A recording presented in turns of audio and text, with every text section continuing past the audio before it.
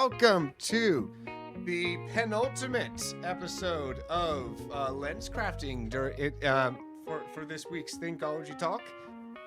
So this series, you don't have to watch them in any particular order, but though it is all about creating our worldviews, right? So critiquing them as well to see the consequences of ideas looking at things from a philosophical perspective. And throughout this, we've covered different branches of philosophy, such as like ethics and epistemology and all these ologies. But though this week, I chose a specific ology that is just more so a bias of mine. And we're going to be talking about worship and what worship truly is, and crafting our perspectives on such. And joining me today, returning to the panel, it is Miss Ukulele for Worship. Go ahead and introduce yourself, why don't you? Good evening. Yes, I'm Ukulele for Worship. My name is Maria, and I have been a worship leader in a small church and currently lead worship 5 days a week on Twitch, 6:30 to 7:50 a.m. because we don't just need to worship God Sunday morning at church with a big band or whatever music you have. We need to worship Him all the time in all our life, and if we can start our day with that, the rest of the day seems to go better. So a little bit of weekday worship and everyday faith on my channel. And I'm also the board chair for TACO, the Alliance for Creative Outreach, who supports Christian content creators in their faithfulness, excellence, and integrity. So we want to be there for small to large, and specifically focused on how can you maintain your faith through your content creation, because churches don't know how to do Twitch and YouTube and stuff like that yet. So we can kind of step in the gap there. Exactly. Yes. And for those here live on Twitch, I want to give a nice little welcome as well. Welcome in Dan's, welcome in Lufi, welcome in Squirrel, and welcome in Soaring Eagle. Good to have all of y'all in the chat. Let's go. Alrighty. Yes, and today we're going to be talking about Doxology. So this is not a branch of philosophy, but I am treating it like one because, gosh darn it, I wanted to talk more about worship.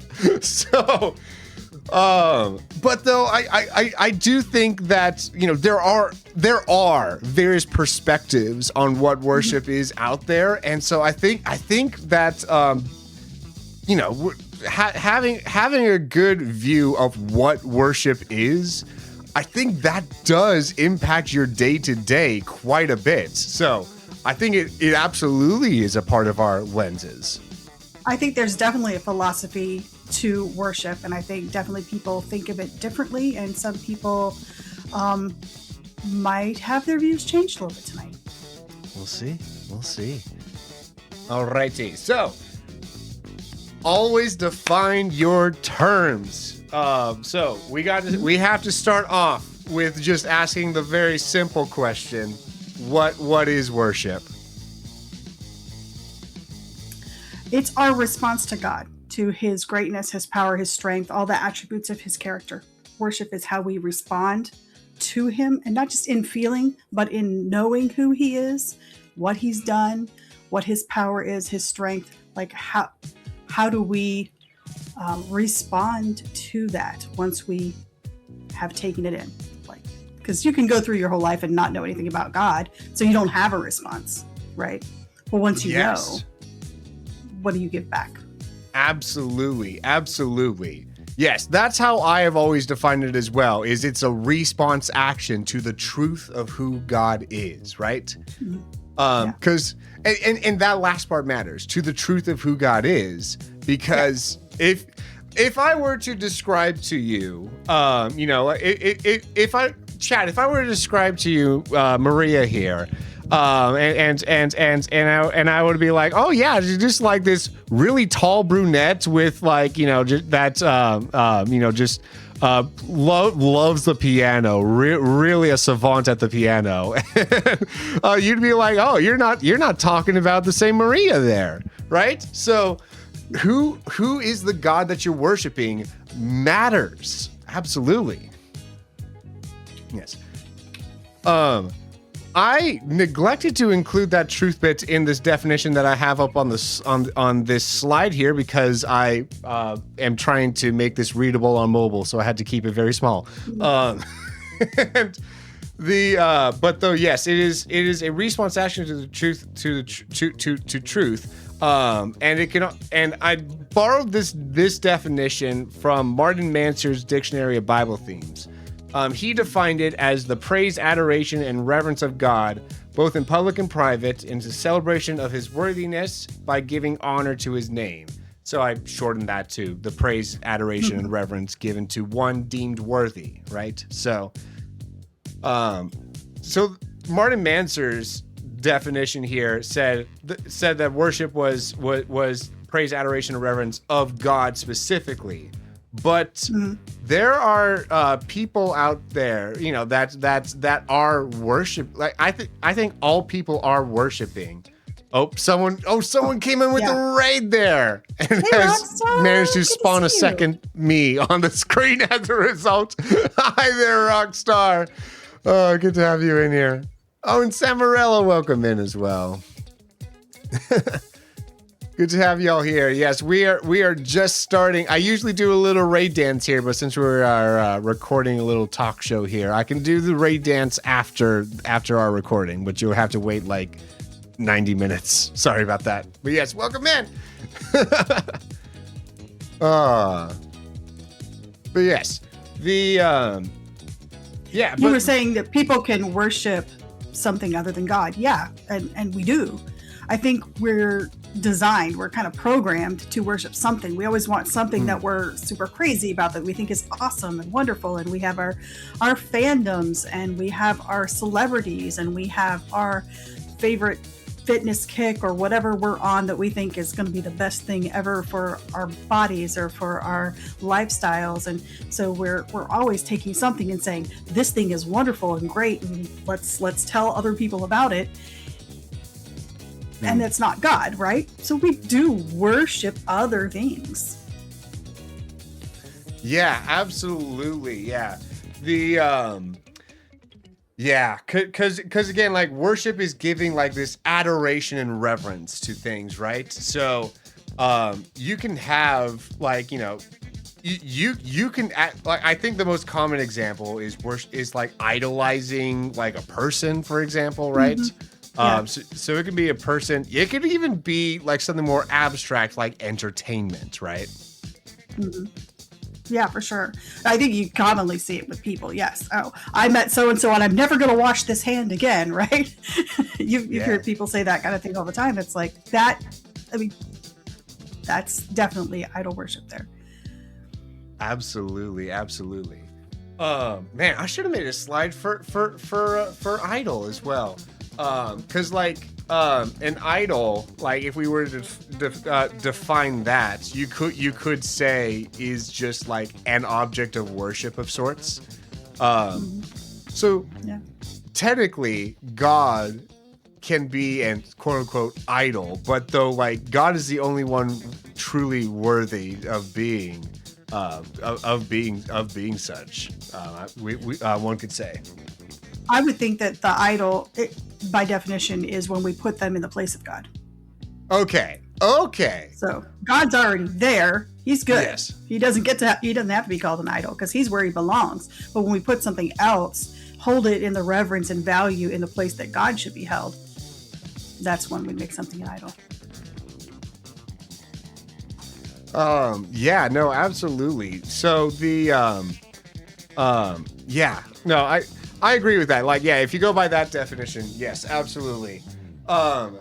With regards to like idols, though, like you do, like I said, pretty much anything can be made into an idol. let's think about that, right? As we're thinking about like worldviews, right? How does that shape your life? Like when like how does what the object of your worship is shape your life, right? If you worship, say, entertainment, for example, right? You're going to chase after that endlessly. Right? You're going to always have some kind of high to chase, right? But what about like, if you have an idol like a person as an idol, anything other than God, right? Oh yeah, like let's take I have a friend who loves a certain 80s hair band star. And she has t-shirts that have his picture on them. She has things that she's bought at concerts. She plans vacations around where he's going to be performing. She knows the lyrics to all his songs, and yeah, that is idol worship, right? Yeah. So there we go. I mean, I'm not blaming her. Sure. I'm not saying that she's, necessarily idol worshiping him, because I don't know where she stands with God. I just used to work with her and know that was her super fandom. But those are some things that we do when we hold something in a high value. We learn everything about it. We spend a lot of time on it. We spend a lot of money on it. We have lots of things that have to do with it in our life. So, going off of that, is there a difference between being a fan of something and having something as an idol? And if so, where's the line? Well, I think we kind of mentioned before, something becomes an idol when we put it in the place of God. When its value becomes higher than God's value to us, and it becomes in the level that we should be putting God at. Gotcha. Yeah. And one way to measure that, perhaps, there's a saying out there. You can tell what someone values by looking at how they spend their time and how they spend their money. Right? Look at their calendar. Look at their checkbook. Because like so if you are sacrificing, say, church for various things, maybe you have an idol there, for example, right? Maybe I don't want to definitively say that, but well, okay, maybe more to the point. Well, yeah, well, I should say yes, go to church, but though maybe more to the point. Is there anything keeping you from getting into God's word, getting into prayer, having him in your routine, right? Right. Or keeping you from supporting your family the way you should, whether that's financially or with your time and attention, right? Yeah. Anything that takes you away from the things that should be higher priorities. Yeah. Exactly. So, Katie, thank you for the lurk. Much appreciated. But yes, so yeah, there's all sorts of so that all to say, like, yeah, and it is true that the heart is always trying to seek out something to worship. There's I was looking at, like, other perspectives on worship and stuff. So someone mentioned earlier in chats that when they thought Doxology, it's like, oh, I know that one. Praise God from whom all blessings flow. Praise Him. Yeah, that famous song that is known as the Doxology. And interestingly, on the Wikipedia entry for Doxology, there are actually a couple of them out there.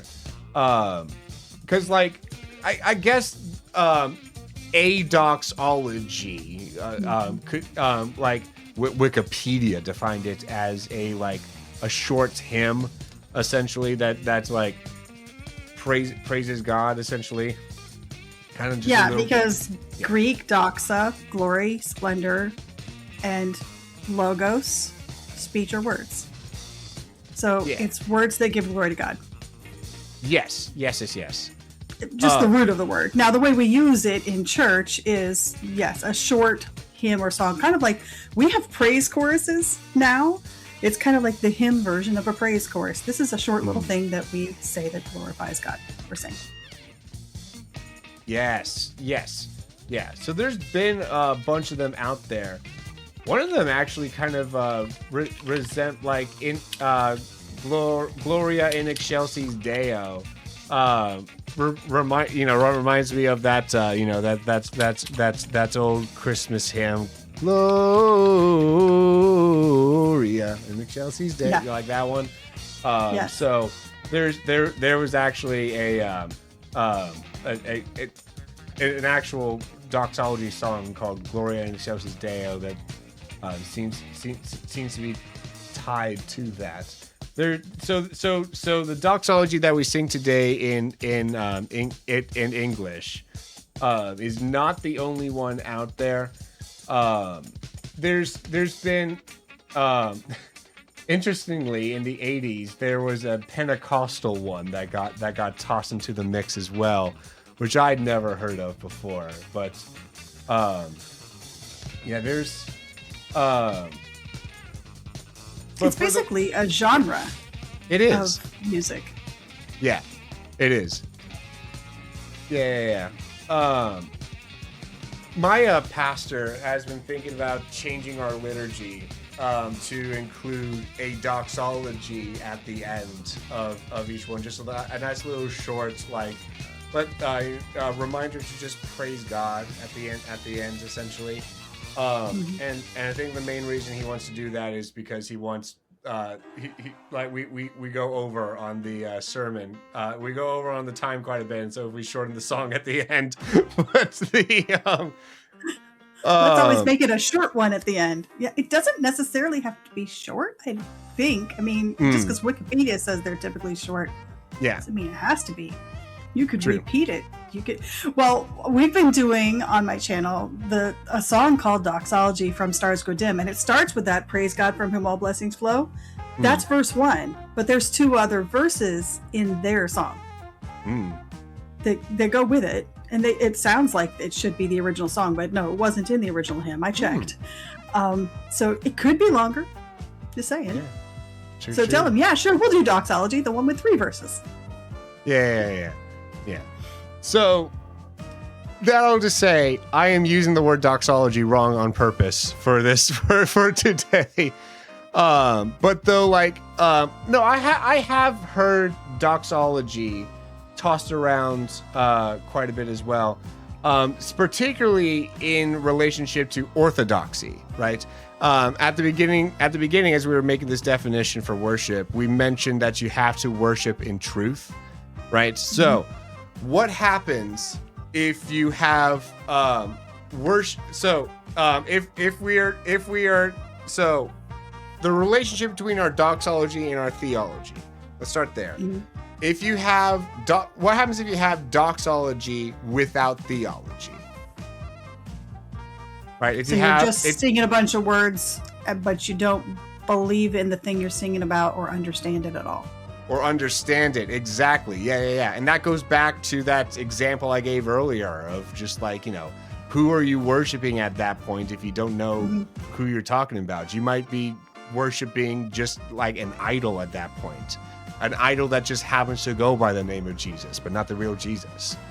I mean, I have 2 kind of opinions here. One is we all kind of start there as kids. We don't really know what we're singing about or who we're singing about. Sure. Right. So I think we can look at that as well. It's okay to start there, and you learn something from the very words that you're singing. You learn about him, right? Yes. But it shouldn't end there. And if you are years into your Christian walk and that's still where you're at, you've got a problem. See, what I would say to that is, with regards to music worship specifically, right? Because there's ways to worship God outside of just music. But with regards to worship music specifically, that's why I would argue that you need to have good theologically rich music, right? Because stuff that prompts the person to with the truths, so that they can worship based off of that.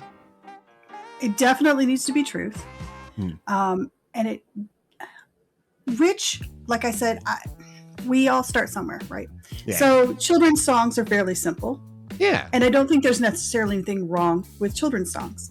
And I also don't think that it's wrong to have some of our songs be simple, because some days, particularly hard days, we may only have a few words that we can give to God. And that's okay. If I can just sing the same words over and over to God, that's fine. Some days.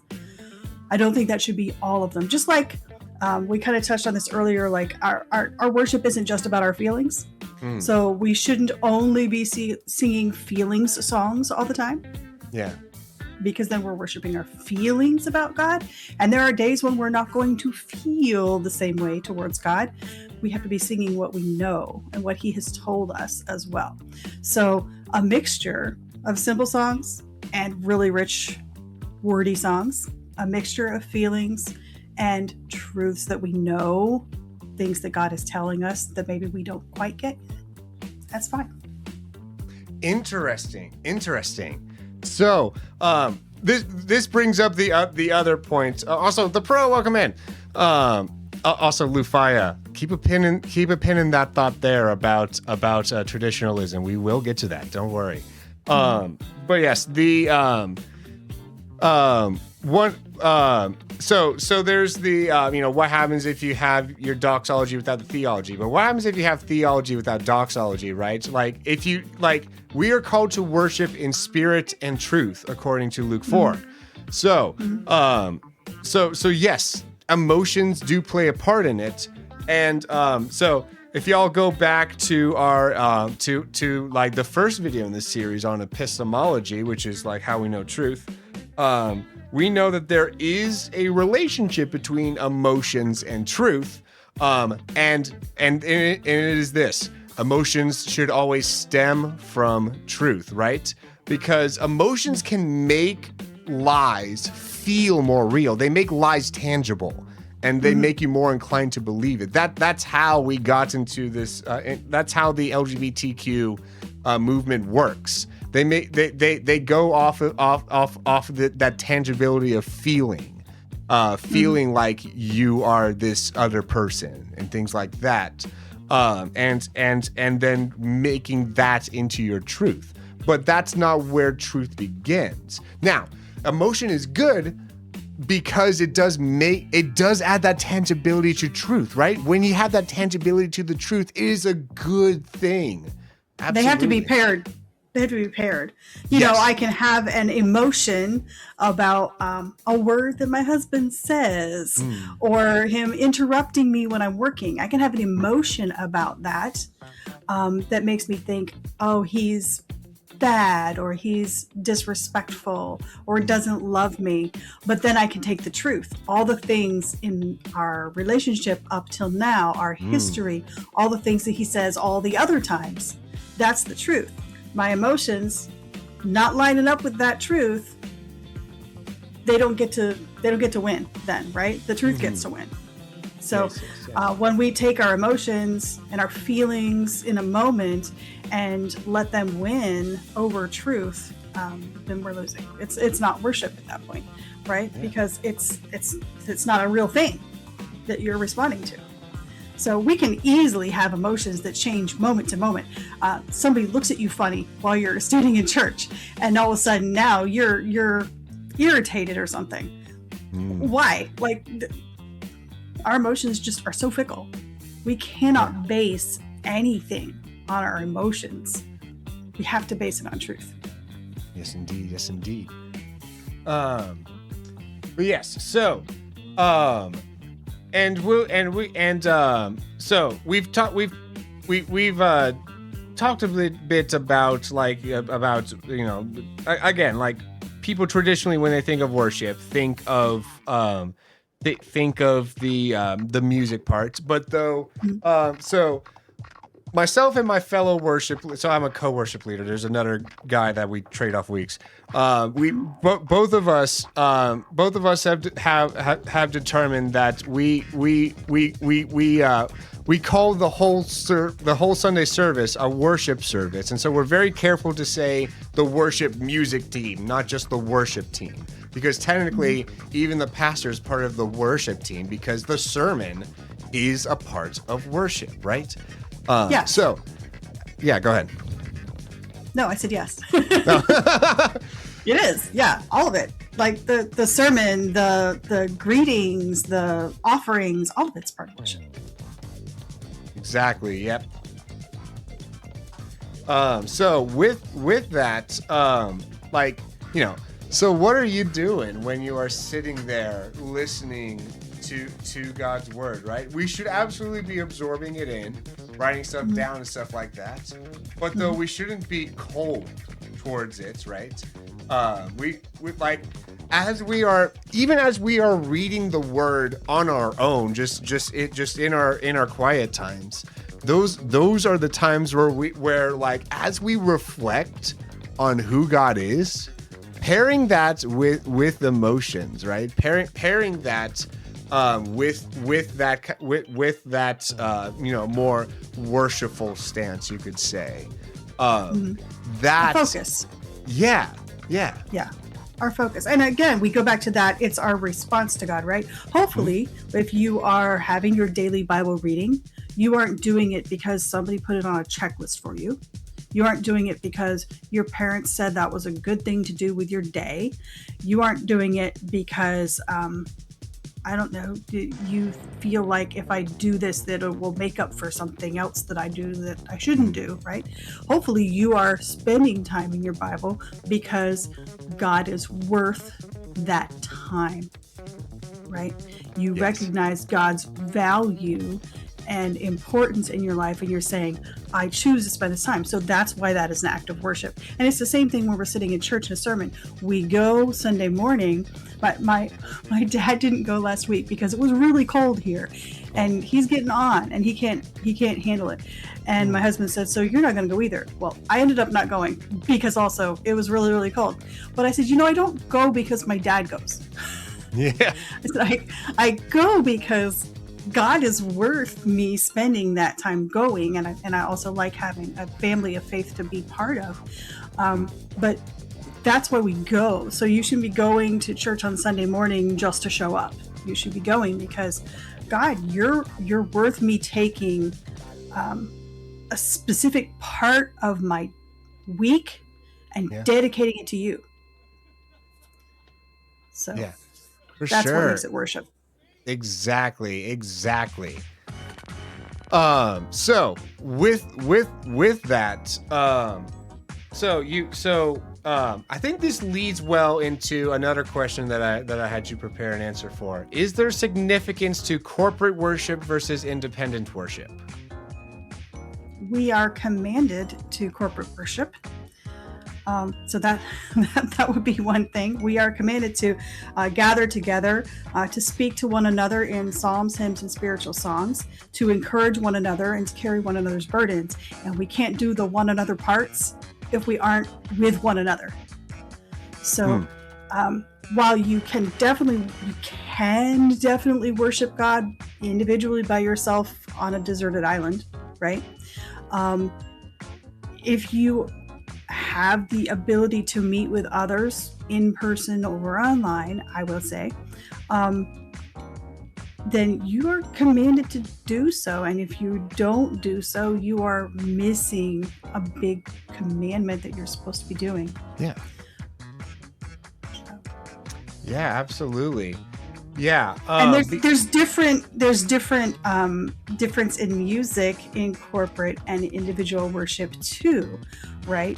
And I like to touch on this because having been a worship leader, and I'm sure you get this too, like, oh, why don't we do such and such song, or why are all the songs slow, or why are all the songs this kind of words? Because we are bringing people together to sing together. So it has to be things that everybody's present can do, which is why some churches that have a different culture have different music, right? So you go to another country, you go to Africa, their music is going to be different than our music, right? You go to some of the churches here in the deep South, their gospel music is going to be different music than what we might sing at my church. Because that's what people in that community know and can join in on. And we want to bring everybody together to worship God together. So choices of music are important. what you go worship God with individually can be yours. You can have more style to your personal and individual worship, but corporate worship, we need to have something that everybody can take a part in. Yeah, so you're getting at some of the practical stuff about how to operate corporate worship, which absolutely is some good points. Yeah, that's the stuff that I think about a lot as a worship leader. We have determined that we do not have people sing above D on the treble clef. Because we determined that that's the range for our congregation, especially because we want the men to feel comfortable singing, because so many songs out there are very feminine and woman led, which I'm not saying that in and of itself is a bad thing, because I think that when it comes to worship music, you do want the musicality to match the theme. And so sometimes, you should have this nice, softer kind of ethereal vibe, that absolutely matches, if it matches the theme, right?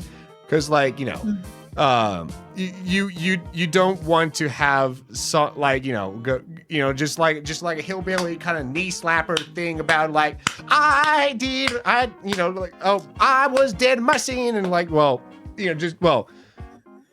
if it's not also talking about the hope, right? If it's just a lament song, okay, let me rephrase this. If you try to do a hillbilly hoedown over a lament song, it ain't gonna work, right? And so yeah.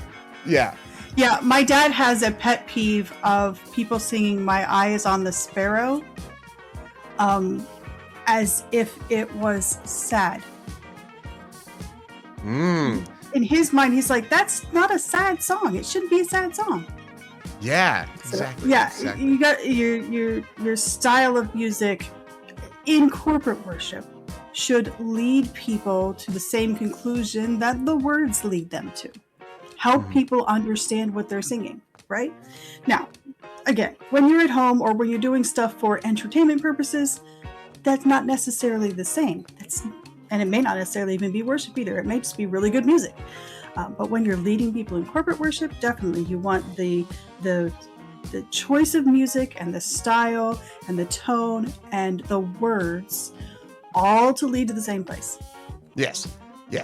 And Samarella here in chat asking if they're able to be worshiping and have the same faith in God without proper understanding of the Bible or biblical scriptures. How does it differ with understanding the Bible and not knowing anything about it and being much new to it? Again, so this is in these corporate settings there, Samarella, I would say as long as you're corporate being when you're in church, basically. When you're in church. In case somebody doesn't understand what we're saying about corporate worship. Yes. With the body. Always other define people your terms. in the church. Gosh, yes. But yes. So usually there's some truths to the song that you should absolutely be listening to, thinking about, and praising off your processing of those truths. And frankly, just as you are learning about those things, man, that is some of the most deep, heartfelt worship that can be had. Is as you are learning, having this childlike wonder for the first time over these truths. That is something to be envious over, if anything. So. Yeah. I would say that yes, you can. Do not have to have a full and complete understanding, because I don't think any of us ever do. I don't think even somebody who has, I know a few people who have doctorates in ministry or something like that. And there are still things that they are learning about God every day. So don't feel like you have to have a complete and full understanding. But what's important is that what you do know is truth. Yes.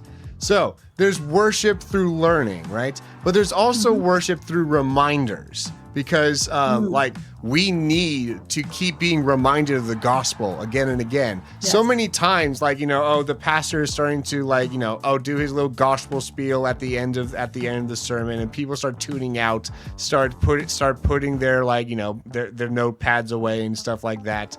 But no, listen to that stuff, y'all. We need those reminders daily about what Christ has done for us, because that impacts how we view the world around us.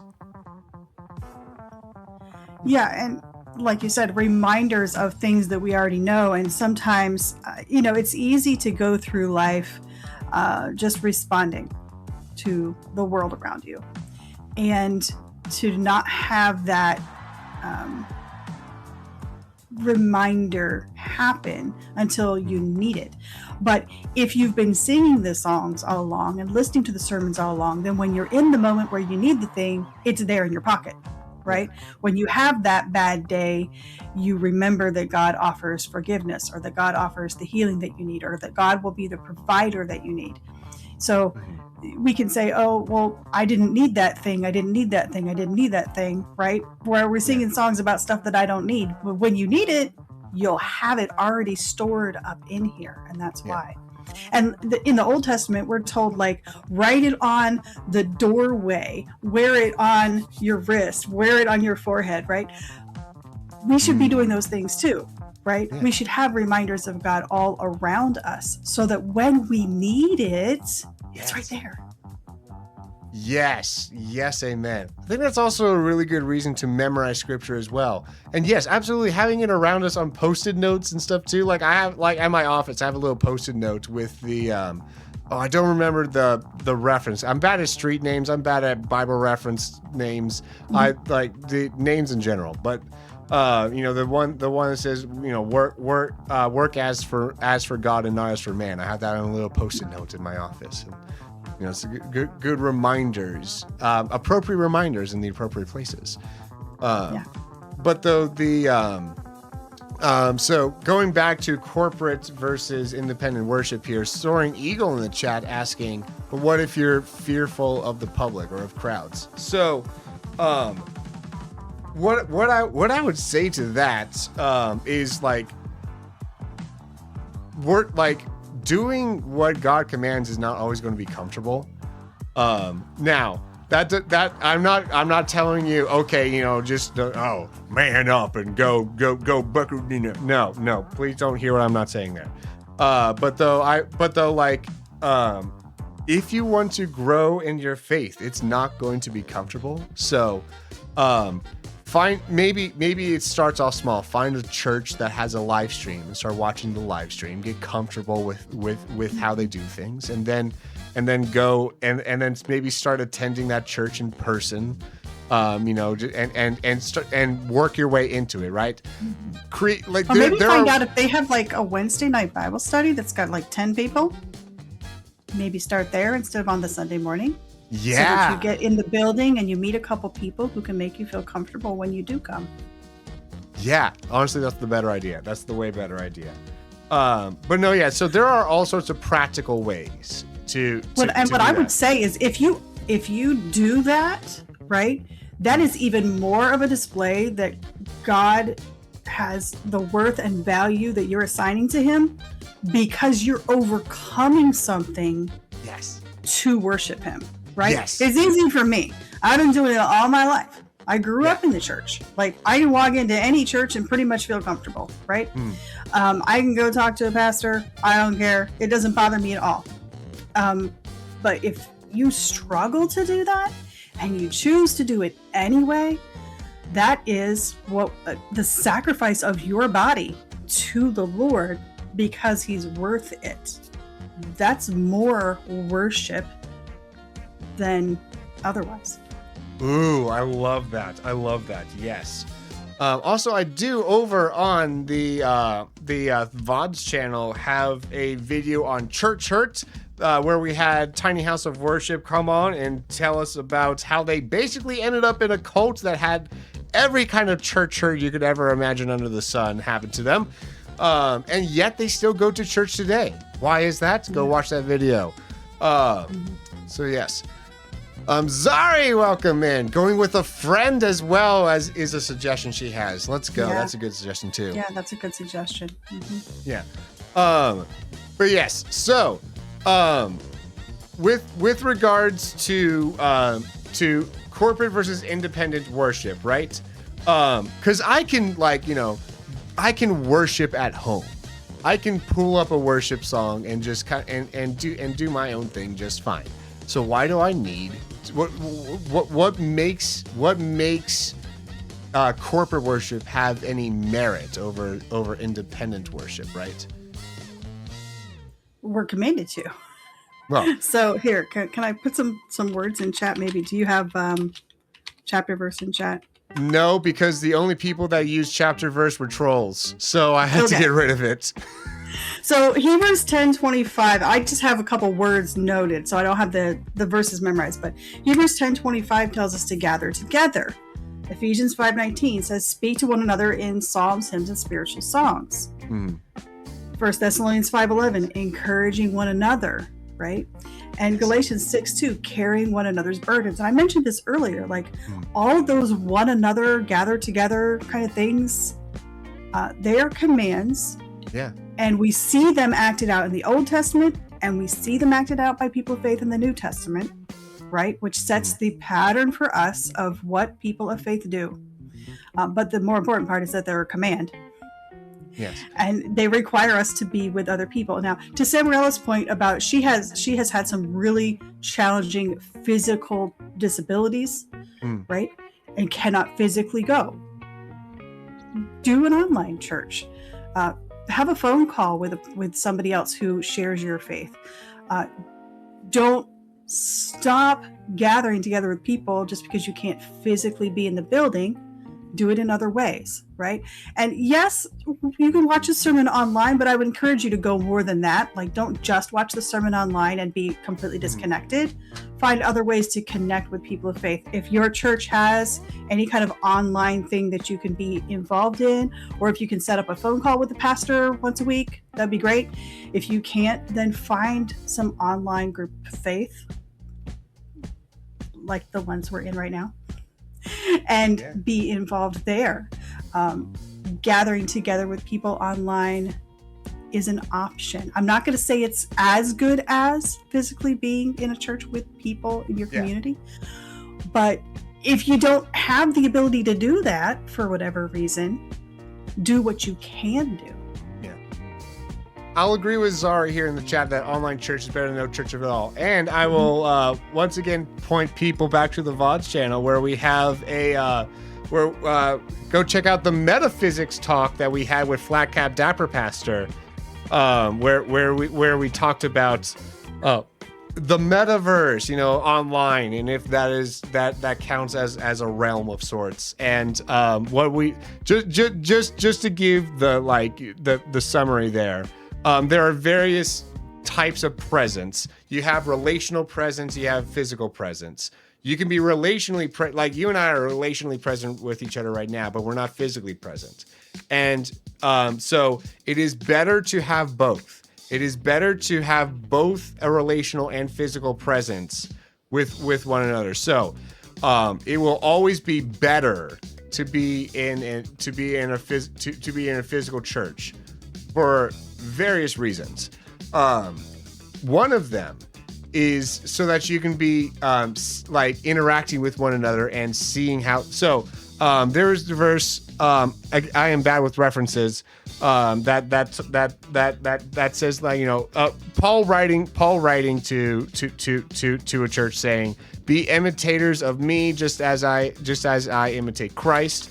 And to look at each other as an example, right?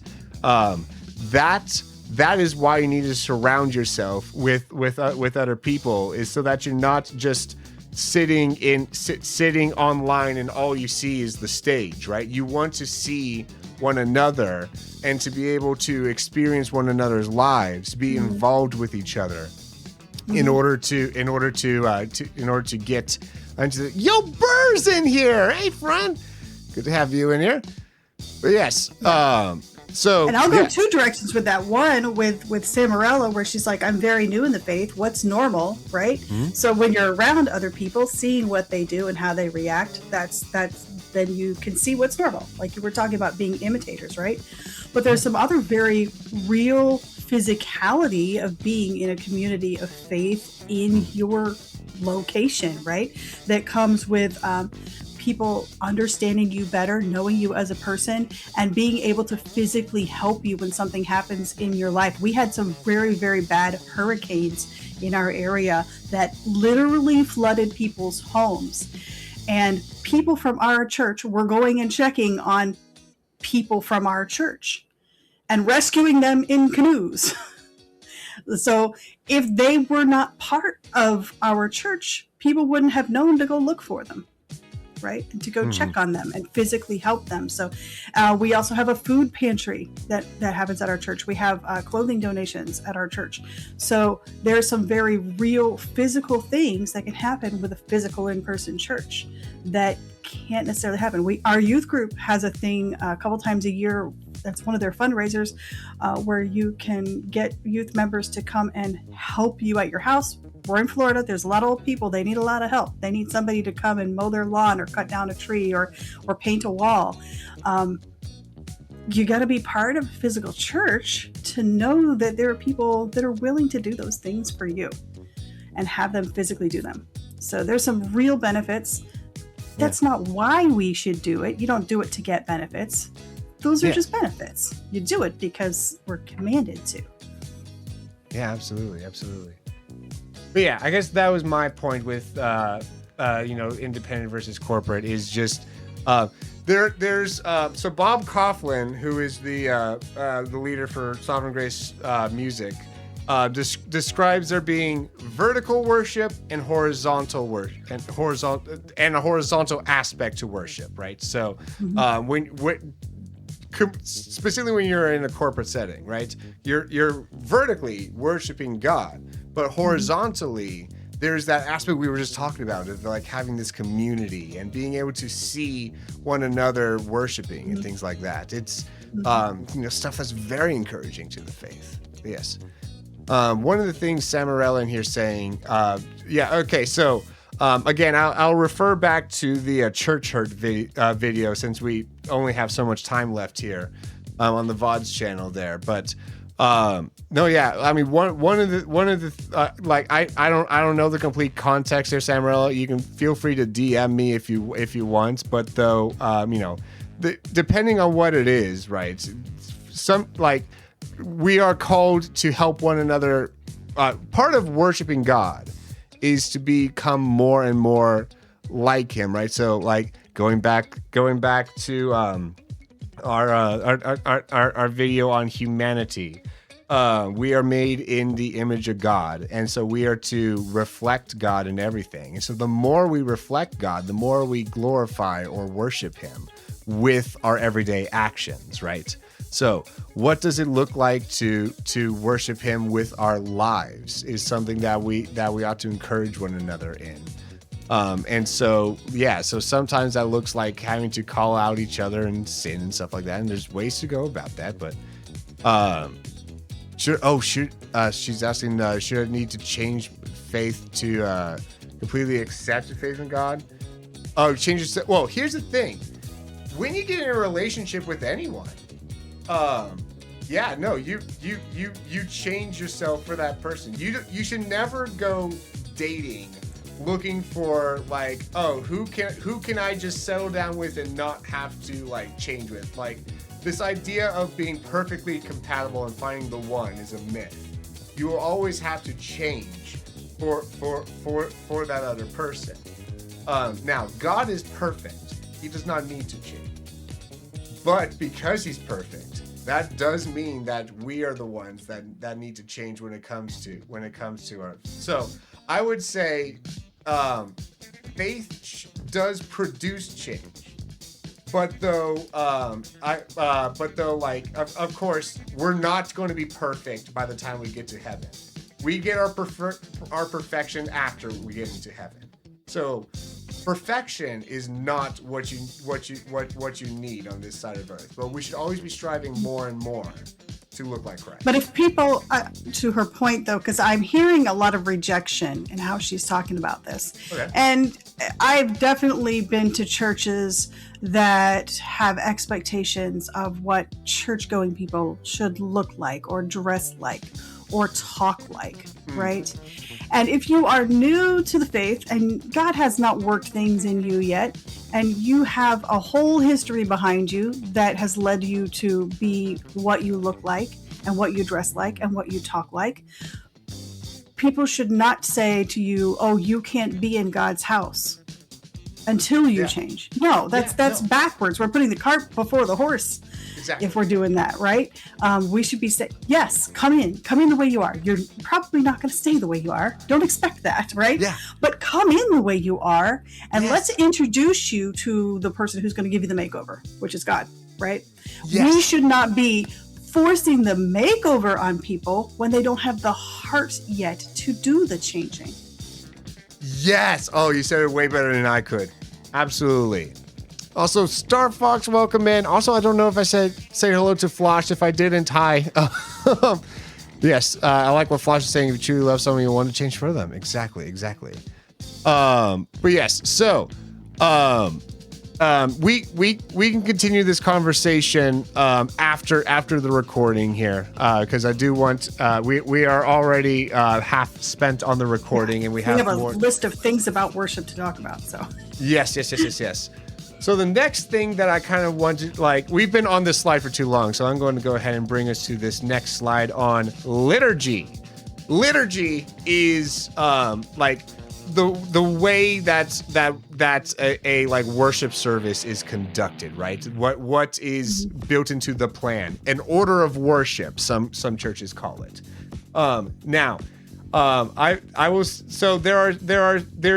There's this term out there that's non-liturgical churches, which is to say that they don't have much organization. They just kind of come in and do however they feel led, right?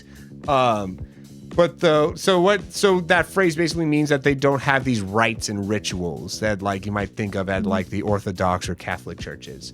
But everyone has a way to organize themselves, because planning to lack a plan is still a plan. Well, and our world is designed around rituals and organizations and patterns, right? The sun comes up, the sun goes down. We have a certain number of days. We have seasons. Our bodies have time clocks built into them. We just, as people, are designed to have some type of a pattern, right? So I don't think there's anything as a completely non-liturgical church. But again, like we were talking about with corporate worship, when you're bringing other people in and leading them along a path, it helps to have some waypoints along the way to know that you're doing the same thing, that for people to know what's coming next, or what are they supposed to sit down, stand up, it helps to have waypoints to bring people along. So having some type of organization to a worship service, because you're bringing other people along in an experience, is important. Exactly. And this here's what do you mean the image is broken? Excuse me. Hold on. Why it be doing? There we go. I stole this chart from a content creator known as Redeemed Zoomer, and this here shows this spectrum of various denominations, some of the mainline denominations. And on the y-axis, up and down, you have how high church and low church they are, right? So so high church being kind of super ritual, a lot of rituals, and usually their buildings are a lot more decorated too, because they want the visuals to also kind of represent that kind of so vaulted ceilings to give that kind of grand feeling and things like that. That's characteristic of high church. Low church, on the other hand, you're meeting in a coffee shop. and you are just like singing some songs off of Spotify together, like that kind of thing. I have been involved in vacation Bible schools, youth groups, and stuff like that at, let's see, Baptist, Methodist, Presbyterian, Lutheran. Yeah. And I'm currently at a non-denom, and I've been at when I led worship, it was at a non-denom that rented a space from a community center. The non-denom I'm at right now has been there for probably as long as I've been alive, and they have a building and a school and everything. But yeah, I would say this tracks. Yeah, this tracks. Absolutely. Yeah, and then on the x-axis there with conservative versus liberal, that is not political conservatism versus liberalism. It is like how conservative they are with their their how they conduct their service and stuff like that. So how much they are conserving of tradition versus how much they feel that there's liberty in that, right? So that is what that bottom one is more so to show. And which is why, like, Orthodox, because you have some very politically liberal Catholics out there, but this chart shows that they tend to lean more conservative with how they can, right. Just in terms it's of not the a political liturgy thing. Yeah. Yes. Yeah. Again, I would say from my experience, and I know somebody who went from Lutheran to Orthodox, and how his life and his expressions of faith changed when that happened. So I would say, yeah, this tracks. Absolutely, yeah. So, so there's all sorts of different denominations out there. Samuel asking, like, how do you find the right one for you? Man, that is a complicated question. Well, I'm wanting to do a denomination deep dive at some point on these streams. I want to do that. Yeah, I think you have to plan one of those. Exactly. Because that's a whole other discussion. But I would say, Samarella, at your level, maybe don't worry so much about that. Find someplace that you can participate in comfortably with your limitations, and because you don't have a full-fledged faith yet. Because you're not going to know what you agree with and what you don't agree with yet. Exactly. Yeah. Exactly. So, yeah, just So with that, so going off of this idea of liturgy, like I said, planning to lack a plan is still a plan. One thing that I would argue, though, is like there does have to be a balance. I don't think that you should go off the deep end and, like, you know, plan to lack a plan and just like show up on Sunday and vibe out the songs, not even have a song list ahead of time and stuff like that. Now, I think that there are times and places for that. You can absolutely just have like a jam session with your friends where you do that. Those are some of the most fun times I've had. But God is a God of order, right? He brought into order the world. And, I guess, this comes into the question, does God care how he's worshipped, right? As far as an order is concerned, I would say having one, yes, right? Bringing people together and setting it up in a place where, in a way that people can be comfortable and know what's happening next, and where you can hit all the important parts, right? Because if you are a church that believes that you need to offer communion, then you need to have a plan for offering communion. Not only just a plan of when you're going to do it during service, but who's getting it all ready before service, and who's handing it out, and who's picking up the cups afterwards, right? There's a lot of organization involved in that. So if there are things that you believe as a church that need to happen during that service, they're only going to happen if you plan them. Yep. So now, if you don't think that there's any particular thing that needs to happen during a service, I don't agree with you. Yeah. Right? We're meeting as a church for a reason, right? And I don't think that very many people are wanting to show up to worship God and not know whether today we're going to sing, or today we're going to listen to somebody talk for 2 hours, or today we're just going to walk around the room praying for people. Those things every once in a while, maybe. But consistently being inconsistent isn't going to make anybody have a better understanding of God. And I don't think it reflects God because, like I said before, God, sunrise, sunset, earth rotating, whole universe has a pattern, has a plan, has seasons, right? That is how he has expressed himself through his creation, through pattern, through plans, through organization. I don't think having a complete lack of organization reflects God very well. So yeah. Now, there's a lot of things that can happen, right? One thing we haven't talked about very much, and that you just showed a whole bunch of denominations. Some of them would reflect some things more or less, right? Yeah. How we can worship is during the music part mostly. Yeah. I'm talking about here is we can bow heads, we can read scripture, we can give confessions, we can grieve, we can leap for joy, we can kneel, we can give gifts, offerings, right? Our bodies can be a living sacrifice. We can sing praise, we can point to God, we can kneel, we can clap, we can dance, we can sing, we can play music, right? Any of those things can be an expression. Again, as we're talking about being in a corporate setting, it should be appropriate to the corporate setting, but none of those things are necessarily inappropriate to have. And we talked earlier about different cultures, whether you're in a church in a different country, they might do a lot more clapping and dancing because culturally that's how they understand to express themselves in a way that says, this is something that I'm worshiping, right? Yeah. And then you may have other places where their culture is, when I am being serious, that shows my reverence for the thing that I'm worshiping. Exactly. So in their setting, dancing and clapping and singing would be inappropriate because that is not how they express value of God. So say we're always talking about what church should I pick.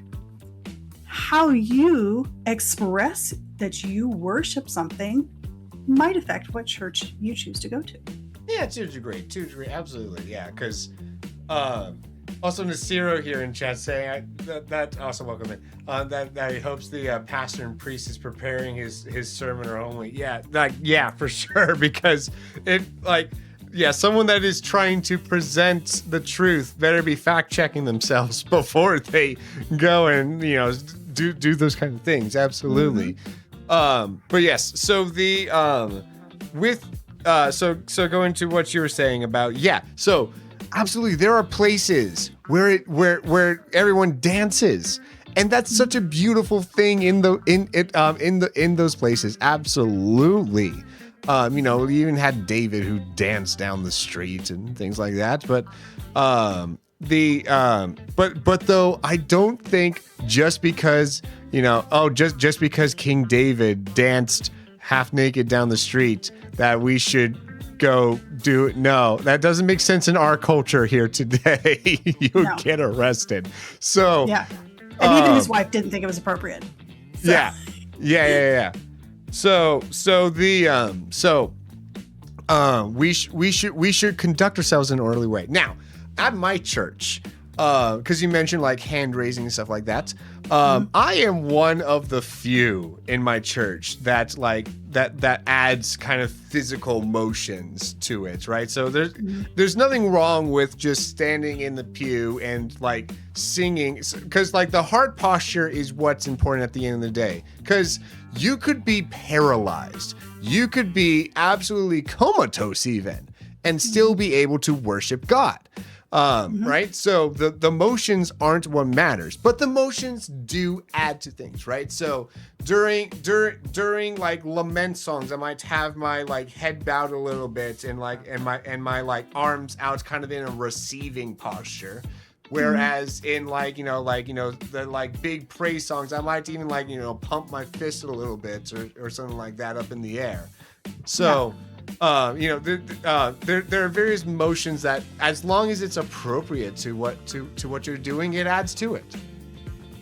Yeah, I would agree with that. And one of the things that I love about my church is there's a lot of variety in the church that I'm attending. So we have some people that are, I would call old fashioned. They come dressed up for church and they are very demure and very proper.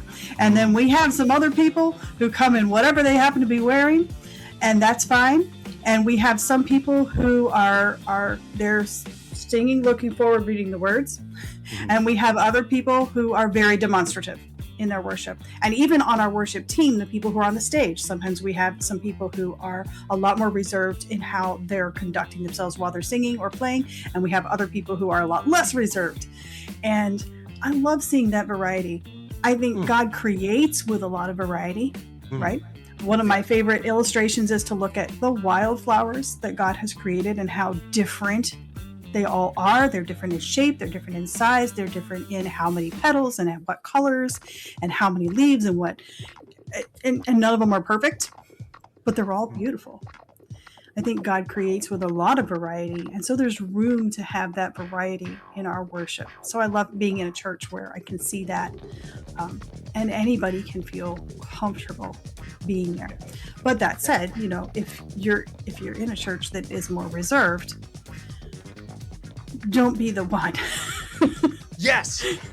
Don't be the one that breaks it for everybody else. Yes, absolutely. Pickle, welcome in. There's this one time that I went to a conference called CrossCon, which is for like college age people to learn about missions and things like that. There's one year that they decided to have to have this like app. And in the app, there's like this big group chat for everyone in there, and that ended up becoming the hot point for debate because there was a lot of people that came into there complaining about people being distracting during the worship, because this was a conference, right? You had people of all sorts of different denominations, of all sorts of different like low church, high church type of backgrounds coming in there, it ended up really upsetting a lot of people that they were like being distracted. And then on the other hand, the people that were being distracting were offended that the other people were offended, and they were told not to express their faith. Yeah. That's why they were offended. Yeah. So they ended up disabling that chat by the end of that weekend. It got out of hand. But yes. So I think it's up to the leaders to set that tone then, right? Yeah. Which it's going to happen more at a church because you have the consistency. It was probably something that they didn't anticipate at a conference, right? They just didn't anticipate that happening. But future note for leaders of conferences that have a worship portion, you might want to use words to tell people what you expect might be seen, what would be okay and what might not be okay. If you were holding that conference in one of those high church settings, right? But you had people from a lot more free-flowing churches, you might need to say, hey, by the way, we're in a such and such kind of church, and they don't raise their hands here, they don't dance here. They would like you to show reverence and respect during your worship. Right? Yeah. But if you're in a much more free church where people are very expressive, you might need to say, hey, I know people are here from lots of different denominations, and you may see people who worship differently than you, but we encourage anybody to express worship in the way that they are comfortable doing. Yeah. And then the people who are not comfortable with that will know that they were told they could do it. Yeah. And also like, some of the more distracting things, like, I've seen people like waving flags because they were really into color guard in high school. That kind of stuff. Like, you can go do that in the back, right? There's ways to do that's not like drawing attention to you instead of to God, right? I think that should be Yeah, I think that should be something that if the church wants to allow people to express themselves in that way, it should be organized just like the music is to be complementary to what's going on, like not like you said, something that people just decide to do that draws attention to them, right? Exactly. Same as with dance. I don't have a problem with using dance as part of worship, but it should be deliberately chosen to complement and go along with everything else you're doing, not just randomly thrown in. Yeah. Unless we're talking about people moving. I'm not talking about people moving around in their chairs, in their rows and aisles. I'm talking about as part of leading people in worship. Absolutely, yeah. And like on that, if you prefer dancing and stuff like that, but you're like at a conference like the one I was talking about, or like just in a different setting, be respectful and know that you can still worship without those things. Those are non-essential to worshiping God, because like again, the essentials are that you are worshiping in spirit and truth. So right, those you may be offering things, a sacrifice of praise in keeping your mouth shut. You may be offering a sacrifice of praise in not using your body in the way you want, right? So again, like we talked about with somebody maybe going to church who has some anxiety issues about being around people, this is more of a sacrifice for you in that moment to not do what you're used to be a little bit uncomfortable, and realize that even though you're not doing what you're used to, you're still worshiping the same God. He's still good. Yeah. He's still all the things that you have said about him, all the things that you know about him. They don't change just because you can't express yourself the way you want to. Exactly. Sorry saying that. There's a later church that brings a tambourine, but it's complementary to the sound barely noticed anymore. Yeah, see? That's the thing. But though I bet if that person on the tambourine were doing it off beat, that would be a whole nother thing. But yes. So we started talking about, so these means of worship, right? Like a song or a dance and things like that. One of the things that I want to bring up, because this is the other slide that I wanted to get in somewhere, is icons. Because this is such a hot topic of debate, and this is one of the things I want to talk about is so icons. I should define that first. So icons would be like. So think of the like how the Orthodox and Catholics have these pictures of Jesus and that they might have, and they there's this term that they use, venerate. They give honor to that icon that represents Jesus. So an icon, right? Think of the icons on your phone. An icon of a little house means that this will bring me to the home screen and things like that, right? So it is not the home screen itself, but it represents the home screen. So these icons, they aren't Jesus, but they represent Jesus, right? So they point you to, take you to, right? Yes. So I've got an icon on my phone for my bank account. The icon isn't the bank account, but if I click on it and follow it, it'll take me to the bank account. Exactly. So, icon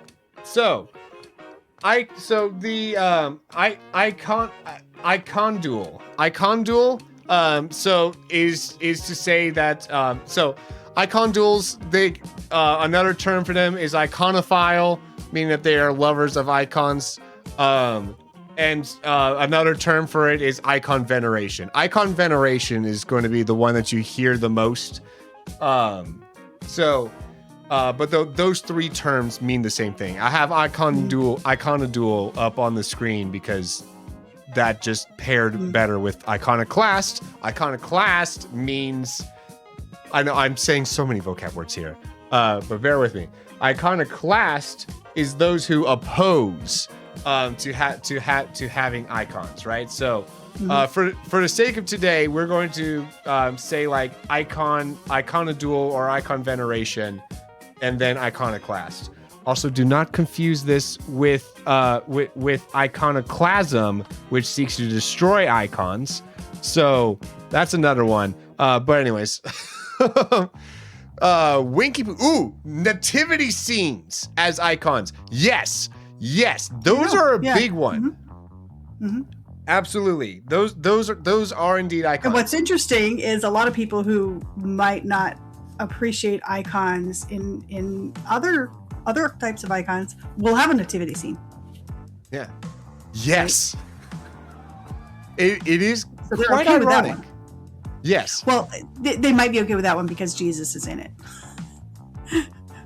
So that might make a little bit of a difference. Well, in some of their thoughts. I for one do not have a nativity scene because I don't know. There's something about depicting Jesus that doesn't sit well with me. Now, I want to say this.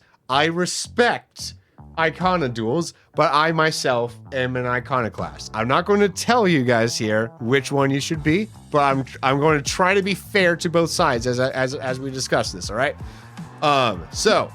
Nekaro wants to know if a mural depicting a Bible story is an icon. It can be.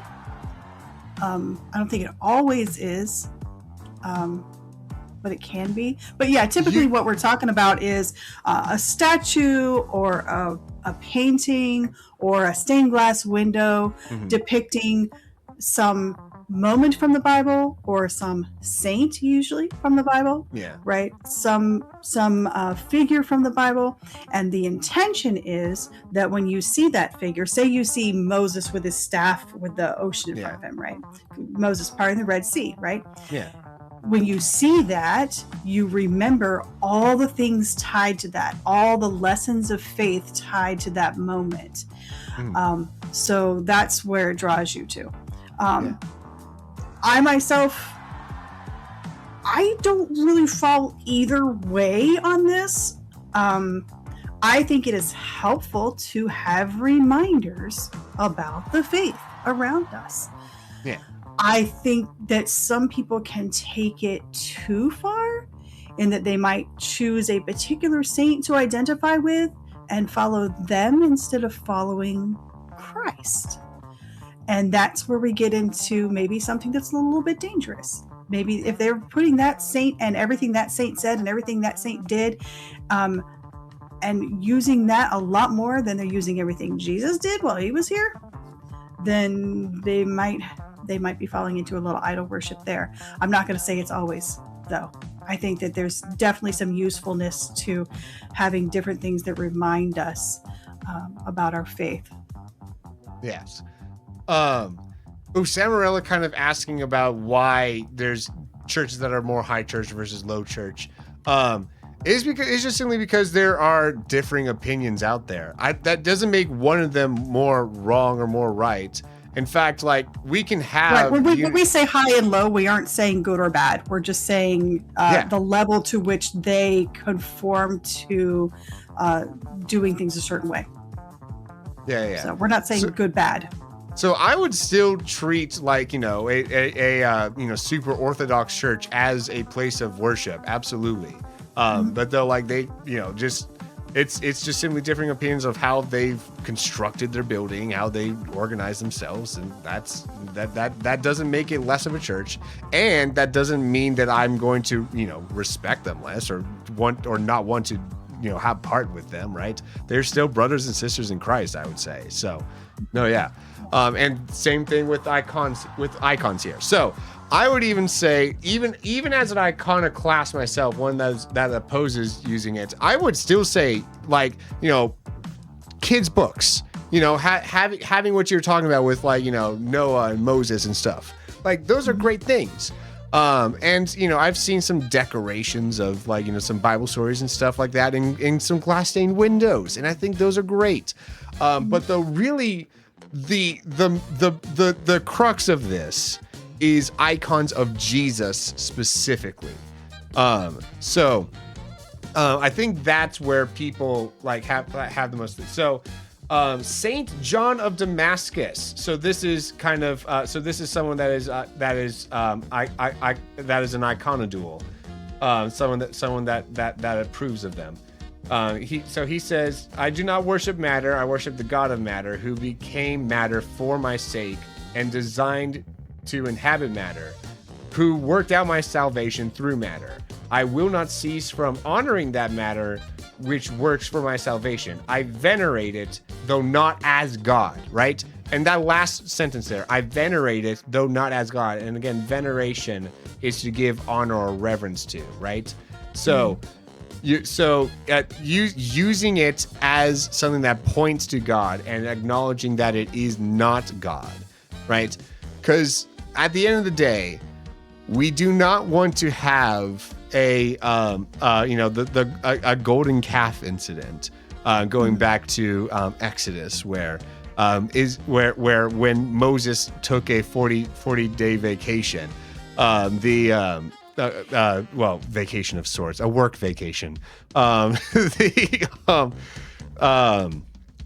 Israelites built a golden calf because they just came straight out of Egypt, and back in Egypt, they used icons all the time of their gods and worshipped them as though they were God. And Aaron the priest at the time said, "Behold, this is the God that rescued you from the Egyptians." He was saying this is, and that is not what we want to do, right? We do not want to make those assumptions. Now, yes, I've been blabbing on for a bit. Do you have anything you want to add to that? No. Yeah. One of the things that Zari said was like, yeah, there's all sorts of history out there about like depicting Jesus and people making Jesus in their own image, right? So Caucasian Jesus for those that are like European in the West, when at the end of the day Jesus was Jewish, Middle Eastern. So and I just think people are going to people, right? And people are going to express them. Like when you express things through art, it's often more of an expression of the artist than it is of the thing that they are drawing, right? So it's not surprising that pictures of Jesus reflect the people and the culture where they're created. Yeah. And I think when people get caught up in, are his eyes the right color or not, we're distracting from, are we worshiping him or not? Yes. Like the picture is there to remind you what your heart and your spirit should be focused on, not to be an actual representation. Because even if we had a photograph, that would still just be a bare shell of what we're representing. Yes. It could be completely photographically perfect and still not be a good representation of Jesus. Yeah. So. And the reason that I would say that, yes, even though God did come into the flesh, and therefore there is a true quote unquote icon, you could say, of God through Jesus, people then also try to depict the Holy Spirit as a dove because he came down like a dove. Not that he actually was a dove, but he came down like a dove during the baptism of Jesus. And so and then there's people that try to depict God the Father as this like radiant light and things like that. But though, like, God was very specific when he designed the temple. For Israel, there were icons there. Lots of icons that pointed to Eden specifically. So much nature-related stuff, y'all. If you compare the decorations for the temple that Israel had with Eden, there's a lot of similarities there in imagery. So. Because the temple is supposed to be this dwelling place, and Eden was also likewise. But though, one of the things that I love about that is the temple specifically had palm trees designs, right? And we see in Revelation, and we see when Jesus enters Jerusalem, they're throwing palm branches, right? Palms are used in worship. So that's one of my things, and you'll see that in decorations on my stream and everything like that, because God definitely uses, do I want to call it symbolism? I don't know if palm trees are even symbolism, but he just uses specific things to express other things, right? Yeah. So I guess that is symbolism in some way. But yeah. So God does it. We can do it too. But again, it should lead us to the thing. It should not be, I don't worship a palm tree, right? Yeah. But when I see a palm tree, it reminds me to worship. The hands are palm branches here in this case. So yeah, it reminds me to worship. And so that can be, especially here in Florida, a very, very daily reminder. Yeah. So it can be useful in that way, but it should lead me to something else, right? I'm not worshiping a palm tree. Yes. But I only have a few minutes left, by the way. Yes. Oh, yes. Another thing on that though is that God specifically did not have anything in that temple that represented himself. Rather, there was the ark that he was seated upon, and the cherubim that were like on either side of where his presence was. But there was no physicality that directly represented God, and that is why I'm iconoclast. That is why I draw the line at depicting God, because God didn't want to be depicted himself. Fair enough. Yeah. Even back then. So, But yes, yes, you are running out of time here. Is there anything else that you wanted to add? No, I mean, there was a whole other discussion that we just don't have time for.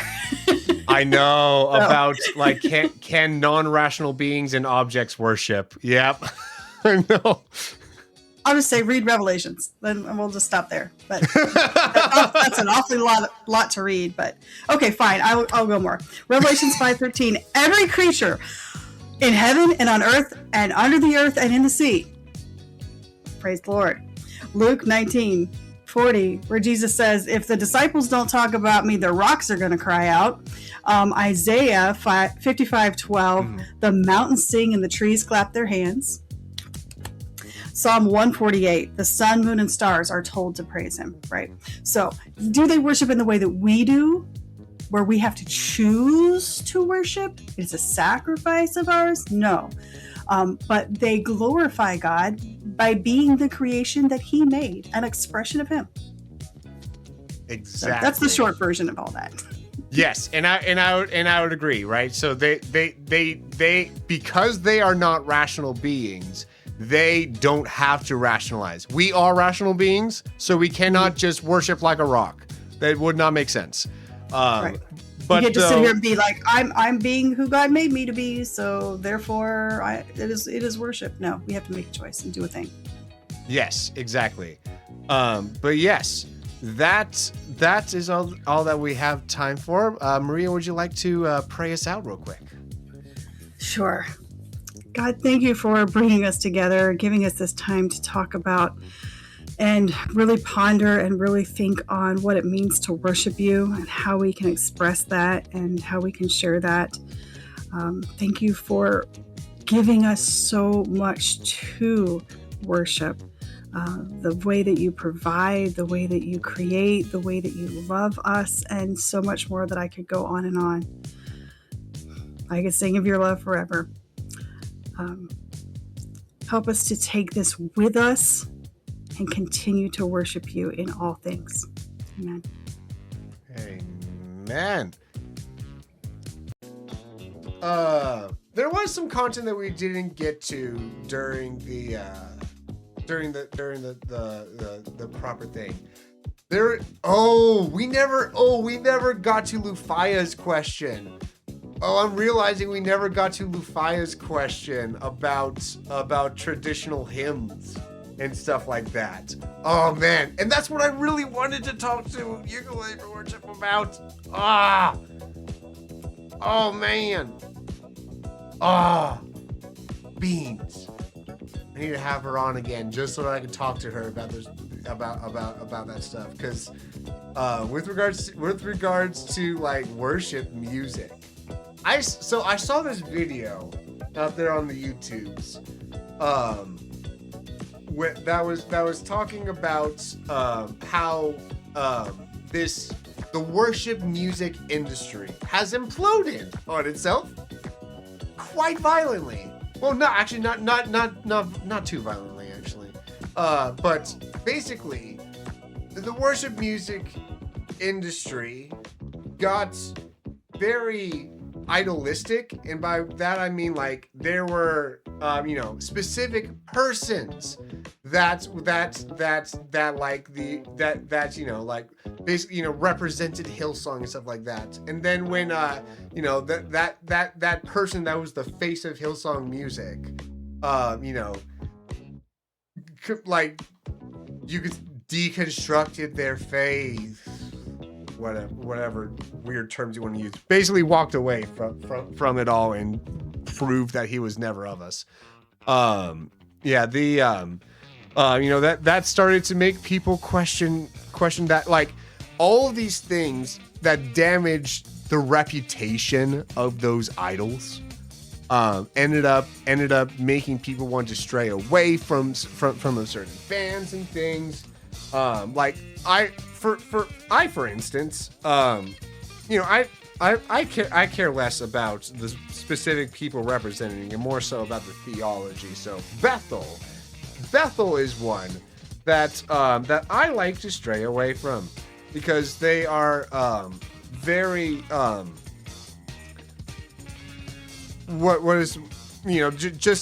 fact that they what is the term for that? Prosperity gospel. Even though they try to say, oh, we're not prosperity gospel, they are prosperity gospel. So I stay away from Bethel music, for example. But though, like, yeah, so, but yes, there's all that stuff. We got some other stuff in chat. Let me see here. I think if you're putting your faith in the person of God rather than God, you are setting yourself up for failure. Oh, absolutely. Absolutely. Your faith should not be in man. Absolutely not. Man. Yes, because all humans sin. 100%. Exactly. So we should, if anything, we should not have been surprised when the people that we idolize sin. Because guess what? They ain't Jesus. They ain't. But yes, what else was I saying?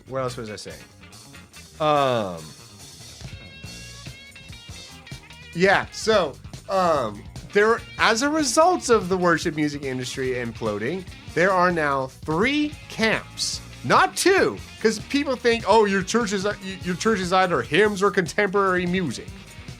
No, there's actually 3.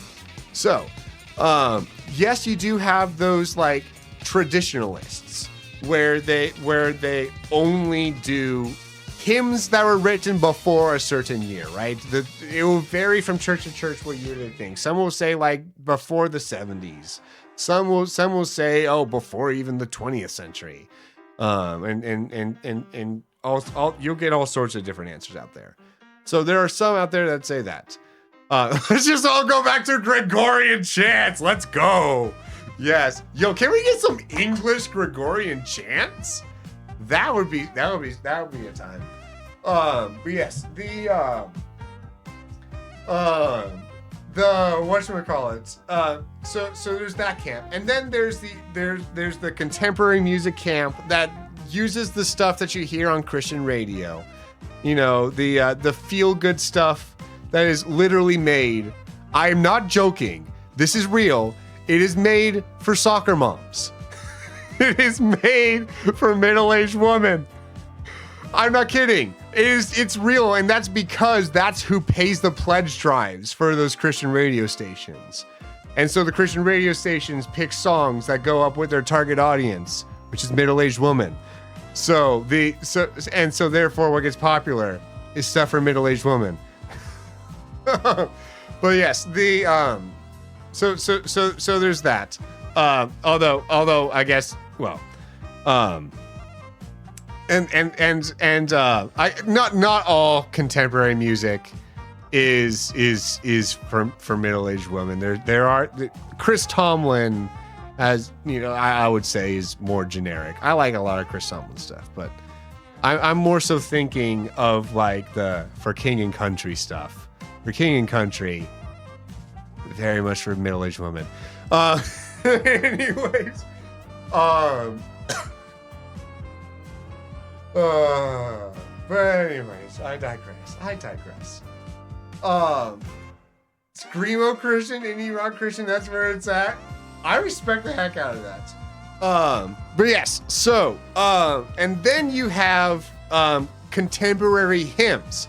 It is the best of both worlds, and is what my church does. Contemporary hymns. So, there are people making, like, actually thought-provoking, like, nice and lyrically rich hymns. Man, this is something that I really wish that I had time during because Maria mentioned it briefly, but I didn't have time to counter what she was saying. Because at one point she did mention some songs are more emotional, some songs are more lyrically rich. I actually disagree with her. I really wish that I had the chance to say it then and there, but there's so many things.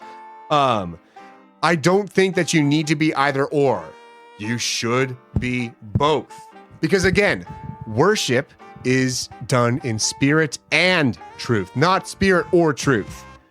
Right? You need both. You need both. So, how do we do that with our songs? We want our songs to be theologically rich, because those kinds of, there's a lot of music out there that tries to just take a shortcut to the emotions by being very pretty sounding and frankly repeating the same phrase over and over in a very hypnotic way in order to force some kind of emotional response.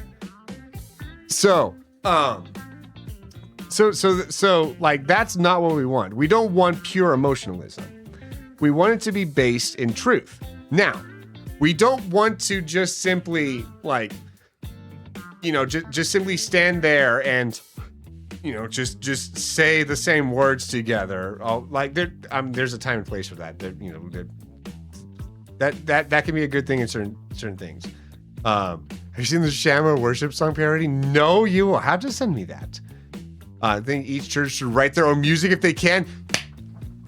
Yes! Jeremiah! Yes! Yes! Yes! Yes! Yes, buddy! Yes! Yes!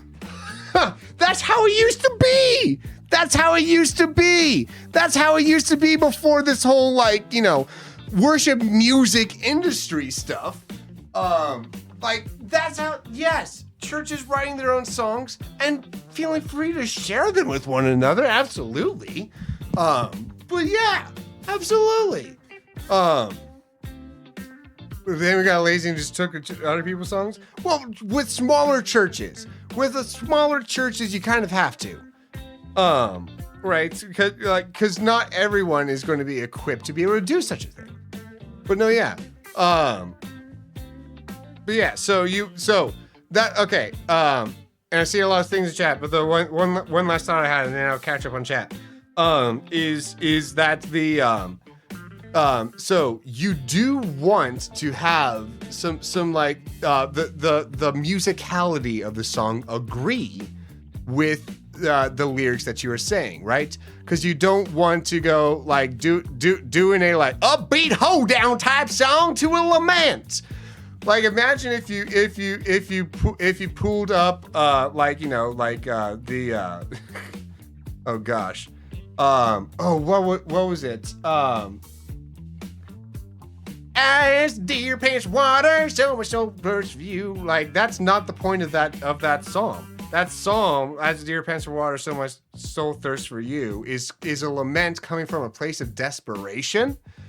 So you want to have that be more like kind of ethereal sounding, maybe some synth in the back, and like, make it a little bit more of a slower song for things like that. But then when it comes to like, there are times to be celebratory, to be like, like I ran out of that grave and things like that. So you want both.